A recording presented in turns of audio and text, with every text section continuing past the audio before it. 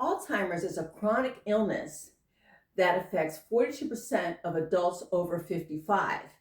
Now, that may be its onset, but that's not when the process begins. It begins at an earlier age.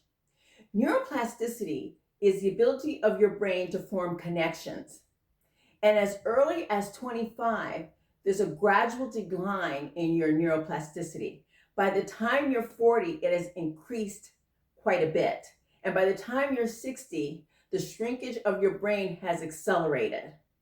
So basically, this is happening over a lifetime. However, when you're 20s, your 30s, your 40s, you don't recognize this because what's happening is you're having a lot of different things happen to you, whether you have kids, you have a job, you have a career. Life is changing all the time. You're adapting to new things all the time, so you don't recognize it. But as we grow older, what happens is we can get set in our patterns. We can get set in our ways. And because the neuroplasticity is diminishing, our brain can go to stability mode. And that's where the danger comes in. Because when we get stable and when we don't challenge our brain anymore, your neuroplasticity gets less and less. And this is how we end up having Alzheimer's.